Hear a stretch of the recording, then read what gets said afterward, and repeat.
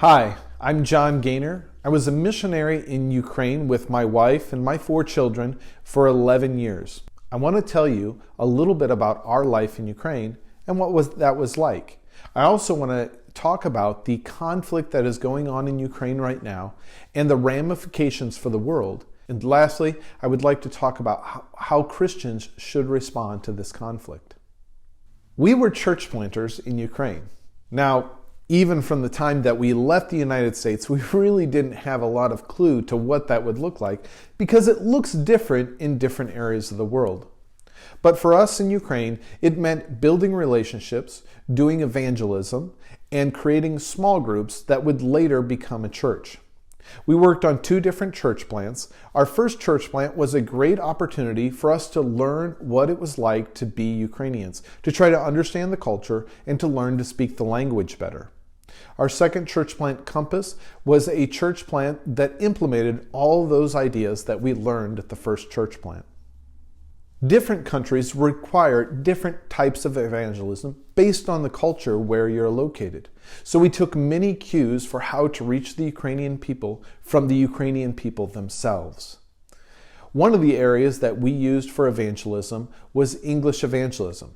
It was a great opportunity for the Ukrainians to learn English and for us to be able to teach them English while also teaching them about the good news of Jesus Christ. Ukrainians were thirsty for the gospel. When they heard of the hope that they could have in Jesus Christ, they were excited. Many of the middle-aged Ukrainians from 20 to 40 don't really know a lot about the propaganda and anti-Christian sentiments of the Soviet Union, and so they were therefore very open to it. We noticed that Ukraine was an open door for the gospel, and so we wanted to make sure that more churches were planted and that more missionaries were being sent to the mission field. To do this, Kontaktmission requested that we return to the United States to oversee evangelism in Eastern Europe. This open door, though, is being slammed shut by geopolitical crises that are happening in Ukraine right now. Many of you have heard about Ukraine on the news. Unfortunately, many Americans don't understand that this is not a conflict that started in 2021 or even 2020. The conflict in Ukraine has been going on since 2014. In early 2013, Yanukovych, the president of Ukraine, was slated to sign an agreement with the European Union for trade and immigration. Unfortunately, the day before the agreement was to be signed, Yanukovych decided not to sign the agreement because the Russian government was against Ukraine becoming closer with Western culture.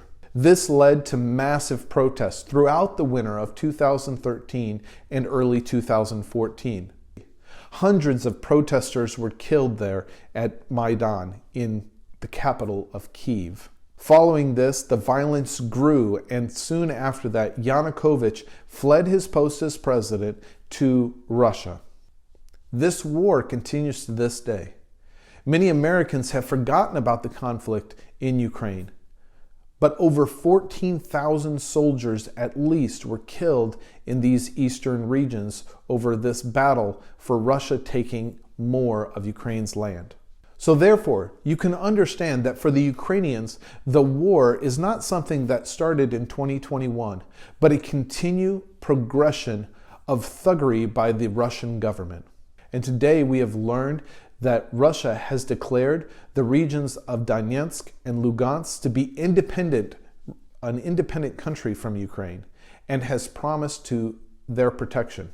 Unfortunately, those 2 regions currently are not completely in the hands of Ukraine or the separatists. They're split down the middle, which essentially has given Russia carte blanche to invade Ukraine. Now, we could talk about the geopolitical ramifications of Russia taking over Ukraine, but that's not what should be the most important to us as believers. For believers, the heart of the Ukrainian people is what we desire. As I mentioned at the beginning of this video, Ukraine is an open door for the gospel, but that door is being slammed shut by this Russian aggression. Under a Russian regime, we know that believers will suffer. We know that churches will be shut down. We know from experience from Lugansk and Donetsk that many of the churches there were burned to the ground.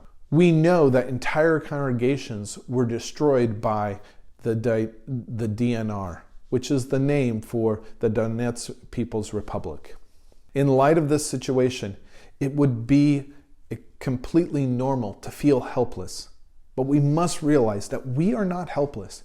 We serve the God of angel armies. And there is something that Christians need to be doing.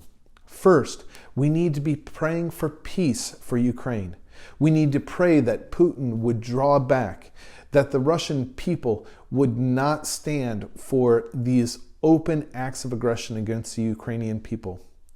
We need to pray that once again the doors would be open for church planters and the Church of Ukraine to be able to get back to the work of telling people the good news of Jesus Christ, to telling people that there is a hope beyond this life. Secondly, many of the Ukrainians are suffering because of the Russian aggression. Food prices are doubled.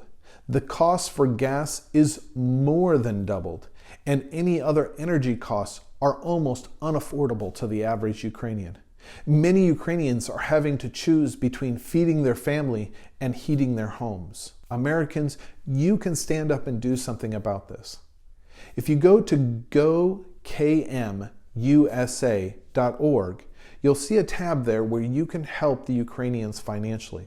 100% of your gifts will go to serve Ukrainians inside of Ukraine and also refugees fleeing the conflict. I ask you, Christians and brothers and sisters, to stand up and do what you can do to help the Ukrainian people, our brothers and sisters. As it said, all it takes for evil men to prevail is for good men to do nothing.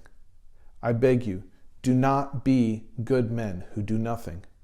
Let us join our Ukrainian brothers and sisters. Let us support them with food and shelter.